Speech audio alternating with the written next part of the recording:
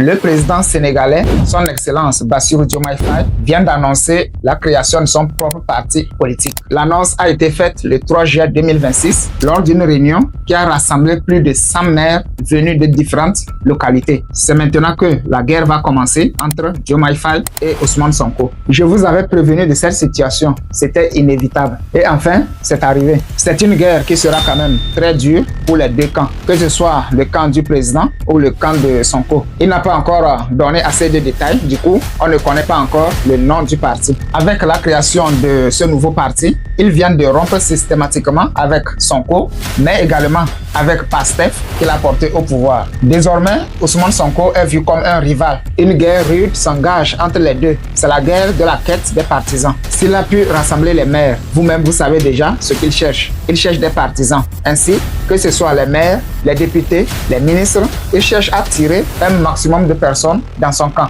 Maintenant, je veux savoir, est-ce qu'il avait cette intention depuis longtemps ou bien c'est en cours de route, vu les situations qui se sont passées, qu'il a réfléchi autrement et a décidé enfin de mettre sur pied un parti politique? Sinon, il faut reconnaître que c'est très difficile de faire confiance à certaines personnes. C'est vrai que Ousmane Sonko est le président de l'Assemblée nationale et il a également la majorité parlementaire. Mais sincèrement, ça ne sera pas du tout facile. Mais ce qui est bien, Ousmane Sonko a été prévisible, surtout avec la réforme constitutionnelle qu'il vient d'adopter le 29 juin 2026.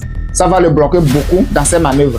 Je vais juste prendre deux dispositions de cette réforme pour essayer de vous expliquer quelque chose. Quand on prend au niveau de la dissolution de l'Assemblée nationale et l'incompatibilité entre la fonction du président de la République et la fonction de président d'un parti politique, vous savez très bien qu'avec cette réforme, il n'est plus possible d'être président de la République et de diriger en même temps un parti politique. Même s'il crée son propre parti politique, il lui sera très difficile de prendre la présidence de ce parti parce que la Constitution ne lui permet pas. En plus, il est limité dans la dissolution de l'Assemblée nationale. Il ne peut le faire qu'une seule fois durant tout son mandat présidentiel. Mais ce que je suis en train de voir, en novembre, il peut tenter de dissoudre l'Assemblée nationale et d'organiser des élections législatives anticipées, histoire de se faire une cote de popularité et de gagner quelques sièges à l'Assemblée nationale également.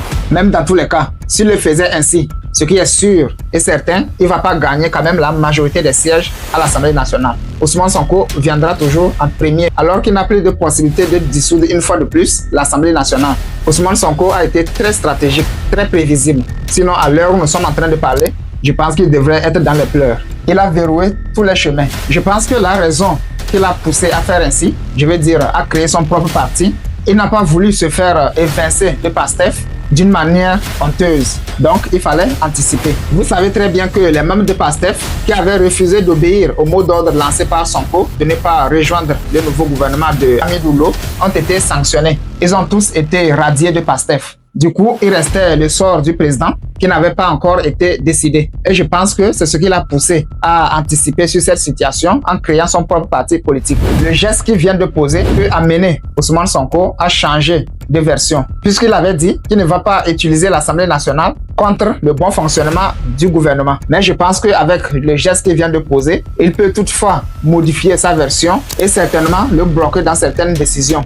Avec la nouvelle réforme, il faut dire qu'il ne peut pas être président de son parti politique. Ce qui signifie qu'il sera obligé de mettre quelqu'un à la tête du parti. Et je pense que c'est là-bas que le karma va revenir. Puisque dans ce cas, il ne pourra pas être candidat à sa propre succession, vu que ce n'est pas lui qui est à la tête du parti. Au fait, je ne m'en revenais pas. Comment se fait-il qu'un parti politique dans lequel vous avez milité pendant des années te porte au pouvoir et une fois au pouvoir, tu changes de comportement jusqu'à vouloir créer son propre parti politique pour être maintenant le rival du parti qui t'avait porté au pouvoir? Est-ce que vous arrivez à comprendre ce comportement? C'est vraiment dommage et c'est regrettable. Voilà pourquoi certaines personnes ne veulent pas faire confiance à leurs amis, à leurs proches, à leurs connaissances. Vous voyez un peu? Parce que c'est très difficile, très difficile. Imaginons tu fais confiance à quelqu'un et ici nous parlons du pouvoir et la personne te trahit. Vous voyez la douleur que tu dois ressentir. Ça fait très mal. C'est la fin de la vidéo. Si tu as aimé, c'est le moment de t'abonner, de liker, de commenter et de partager la vidéo. Merci et on se retrouve dans une nouvelle vidéo.